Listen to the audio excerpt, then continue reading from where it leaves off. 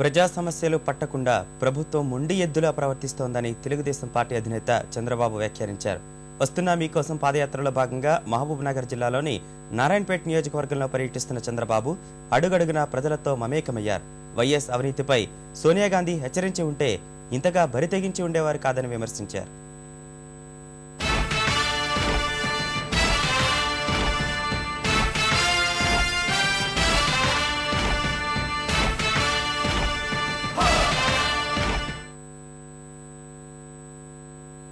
గడిచిన 9 ఏళ్లుగా రాష్ట్రానికి 3 ముఖ్యమంత్రులు మారారని తెలుగుదేశం అధ్యక్షుడు చంద్రబాబు నాయుడు వ్యాఖ్యానించారు. నిలకడలేని పాలన కారణంగా రాష్ట్రంలో పరిస్థితి అధ్వానంగా తయారైందని మీకోసం పాదయాత్రలో విమర్శించారు.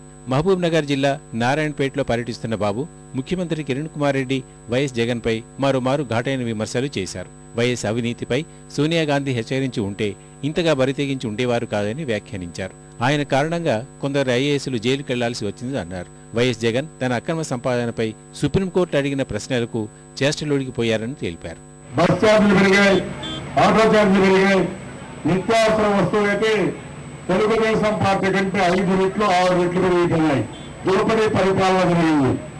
ఆనాటి ముఖ్యమంత్రి రాజశేఖర రెడ్డి గారు ఆయన దొరికిన ఆయన దోచుకున్నారు. రాజశేఖర రెడ్డి గారి కుమారుడైతే 43,000 కోట్ల రూపాయలు అవినీతి సంపాదించారని ఈరోజు చెంచలు కూడా దీనిలో ఉన్నారు. సమస్యల సుడిగుండంలో మిమ్మల్ని ఎత్తిపడ్డారు.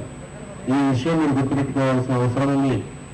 ఆదాయం లేక కాదు, ఆ ఆదాయాన్ని పంది కుక్కుడు మారగా ఎవరికి దొరికింది వాళ్ళు దోచుకుని ఈరోజు జైలు పాలయ్యారు తప్ప ఇంకోటి కాదు. గడిచిన 36 రోజులుగా పాదయాత్ర నిర్వహించిన బాబు దాదాపు 600 కిలోమీటర్ల మేర నడిచారు. మహబూబ్ నగర్ జిల్లాలో 16 రోజులుగా పర్యటిస్తున్న బాబు ఇవాళ కోయిల్కొండ నుంచి బయలుదేరి కాజీపూర్, నల్లపల్లి, బూర్గుపల్లి గేటు మీదుగా లింగాల్చేట్, సూరారాం, కోతలాబాద్ వరకు పాదయాత్ర నిర్వహించనున్నారు.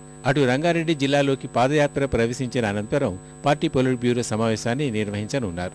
ఈ నెల 10న పరిగి నియోజకవర్గంలోని కల్కచెర్ల గ్రామం వద్ద పొలిట్ బ్యూరో సమావేశం కానుంది. నీలం తుపాను కారణంగా రాష్ట్రంలో జరిగిన నష్టం, సహాయ కార్యక్రమాలు, ప్రభుత్వ వైఫల్యాలు, విద్యుత్ ఛార్జీల పెంపుపై ప్రధానంగా చర్చ జరగనుంది.